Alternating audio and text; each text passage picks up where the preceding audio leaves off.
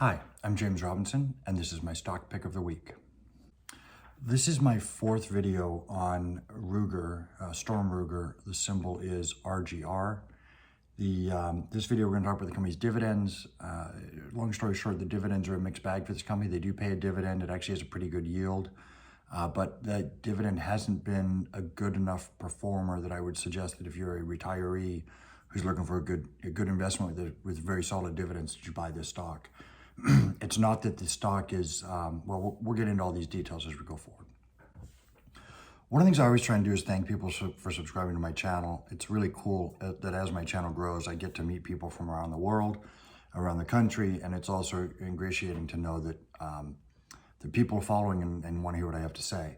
But I want to put a special call out to one or two people, and I don't know who you are, but I recently noticed on Twitter that I'm getting a lot of subscribers from one university. And while it's a big university, I don't think it's statistically likely that all these followers just happen to randomly following me. I think there's 5 or 6 people now that are following me from the school in Florida. And so first of all, to whoever it is who's been telling their friends about me, thank you very much. I really appreciate it. I just want to say, go Knights. I went and got a t-shirt because I appreciate all the followers that I have out there. Thank you very much. For those of you who are following me on Twitter, or maybe who aren't following me on Twitter, the reason you would do that is I don't always get a chance to make a video when I buy or sell a stock. Oftentimes I will buy a stock that I have previously done a video on, and so I wouldn't bring it up again. Also, when I sell a stock, I never do a video on it. And finally, it takes me some time to get these videos done after I buy the stock. So if you follow me on Twitter, you'll know in real time when I buy a stock and when I sell a stock. You'll also see here that I've now made a chart of my growth in subscribers. And in the last 90 days, I've gone from 272 subscribers to 336 or 337 subscribers. And so I really do want to thank you guys for the growth. And here you can see a map of where my subscribers live around the world, which is very, very cool for me to know that I'm just some guy in Phoenix giving you my opinions and people from around the world want to hear it. So thank you very much to everybody from UCF, and for especially whoever the 1 or 2 people are that's telling all their friends about it. I appreciate it. And thanks to my subscribers. Back to talking about dividends. This is an interesting company for dividends because they don't do what most companies do. Most companies decide what the dividend is going to be, and they fight like hell to continue to pay that dividend, hopefully to increase it over time and to never decrease it. This company seems to be actually a little bit more honest than that. It appears that what they basically do, and I haven't seen any documentation that that's their corporate policy, but it does appear that what they basically do is they pay 40% of their profits out in dividends. And it's very close to that number every year. So when they have a good year, they pay more. When they have a bad year, they pay less. And that's kind of the way a real business works in terms of what they do with the profits for their, their individual owners if it was a smaller company. So I actually don't have a problem with it. I understand that if you're a retiree and you're looking for dividend income to pay your bills, this kind of thing is not as sexy because what you want to have is to be able to budget every month or every quarter what you're going to make from your dividends. And so if you're a pure dividend investor, I might not invest in this company. But if you look at dividends as sort of just a bonus, something that makes the stock nicer and makes it easier to hold a stock for the long term, then this company is still something you should consider, even though they have that kind of unique policy for dividends. You can see here that the dividends for the company have actually, if you look at it from 2010 or 11, they have actually gone up and they've done okay. But if you look at it from, 2013, when they had that giant spike in dividends, you'd see that, hey, maybe this company hasn't done as well in paying dividends. Basically, dividends have been flat for the last 5 years in terms of, what they paid out in 2016 is about what they're paying out now. It's gone up 1 year and down 1 year, but basically it's been flat. Dividends per share are a little bit more healthy because they have been buying back shares, so they pay the same amount of total dollars in dividend or a little bit more in total dollars in dividend, and it's spread out over fewer shareholders, which means you get a little bit better bang for your buck. But a long story short, when you look at this chart, what you'll see is that if you're a dividend investor, this is probably not the company that you want to buy. Having said that, I try and go deeper when I look at dividends than simply what is the current dividend. So I look at the dividend yield and growth, so how much they're paying me and how much that number is growing. I look at dividend safety in the context of earnings. I look at dividend safety in the context of cash flow, and I look at dividend safety in the context of the company's current debt load. So we'll go through those slides very quickly.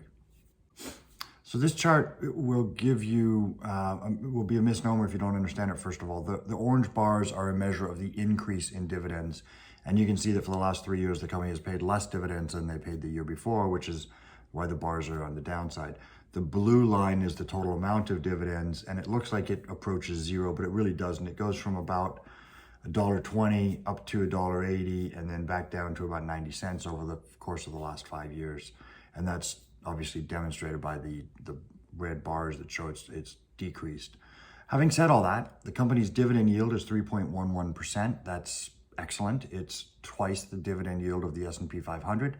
And so that's one of the things that I wanted you to recognize, is that while the dividend isn't flat and isn't going up, and while it has been going down, it's still paying a dividend yield based on today's stock price, which is twice what you're likely to get with another company. And even if that number was to go down at 8% for several years while we wait for the stock to appreciate, you'll still get doing better than if you put your money in, for example, the S&P 500 and looked for dividends. The average growth dividend has been a negative 8.2% for the last 5 years. We've talked about that ad nauseum already, but those are sort of the raw numbers in terms of the company's dividends. The next thing, we look at dividend safety in the context of earnings. And the logic here is that you don't want to see a company paying more than 100% of its earnings in dividends, because that means that they are, cannibalizing their reserves and their finances to pay dividends, whether they're borrowing money or paying out, reducing their cash on hand. So I like to see a company who is paying some fraction of their earnings in dividends, but not all of it. And that's where this company's policy of basically paying out 40% over time in dividends makes the stock very, very safe as a dividend investor. You might have some fluctuations, but you're not going to have this situation where you think the company can keep paying a dividend. They really can't, and it's sort of cancerous. So the current payout ratio in 2019 was 45.1%. The average payout ratio over the last 5 years was 40.4%. The average payout ratio for the S&P 500 is about 40%. So they're kind of in line with the S&P 500. And so basically, we're very comfortable. I'm very comfortable that this company is intelligently paying dividends and is likely to continue to intelligently pay dividends. I just think those dividends will fluctuate more than some of you will be comfortable with. Dividend safety in the context of cash flow. This company pays about 48%. Last year paid about 48.9% of its cash flow in dividends. So very, very sustainable. Anything under 50%, I'm very comfortable with it. That's something a company can sustain in the long run. The average for the last 5 years was 34.7%, so even more safe on the aggregate over a 5-year period. Just to go through these numbers with you, cash flow from operating activities was down in 2019 to $49 million. They spent $20 million on capital expenditures, and that number is reasonably representative of what they've done on average for the last 5 years. That gave them free cash flow of $29 million. They paid a dividend of $14 million. So cash flow to pay dividends was 48.9%. In 2018, this company paid 17.6% of their free cash flow to pay dividends. That obviously was better, but it just kind of bounces around a little bit. But nothing to be worried about. This company is, the safety of the dividend in the context of cash flow is very, very safe. So I'm not going to spend any time really on this chart. This is dividend safety in the context of debt. And the thing to keep in mind here is that the company has no debt. They have $2 million of debt, and interest rates could go to 100%. If they paid 100% of their debt in interest, it still wouldn't impact the company's ability to pay dividends. And so I'm not going to spend any real time on this chart.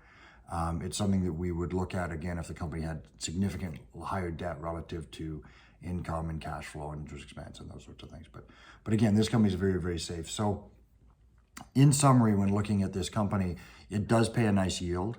The yield is likely to continue because they pay a percentage of their earnings. The earnings are relatively stable. The company does have very little debt, and they pay, in terms of cash flow, a reasonable amount of dividends. But having said that, the dividends have been on the downtrend for a number of years, and that's something that should bother people. They gyrate quite a bit. That's something that can bother people. And so I am buying this stock as a Graham investment. I believe it's undervalued. I believe it will revert back to its full value. And in the meantime, I'll collect some dividends.